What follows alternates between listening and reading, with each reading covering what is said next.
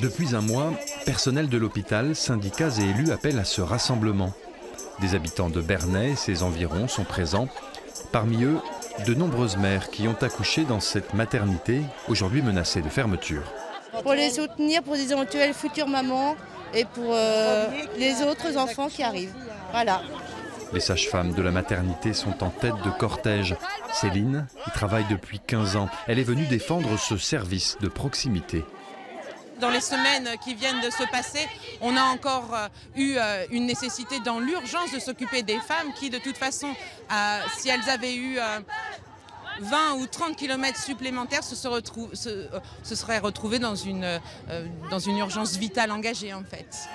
La maternité de Bernay emploie 30 personnes, dont 13 sages-femmes. Elle a accueilli 403 naissances l'an dernier, un chiffre en baisse, et connaît un déficit budgétaire important. En mars dernier, la directrice de l'Agence régionale de santé annonçait donc sa fermeture et sa transformation en un centre périnatal de proximité.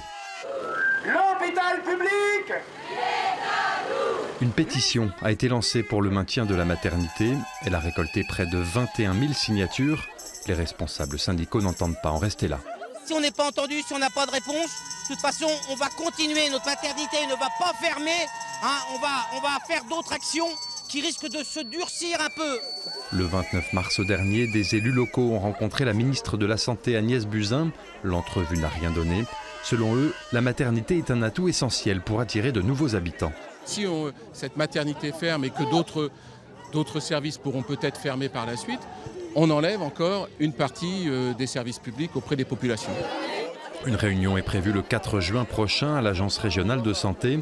Élus et représentants du personnel de la maternité demanderont de reporter d'1 an cette fermeture annoncée pour octobre prochain.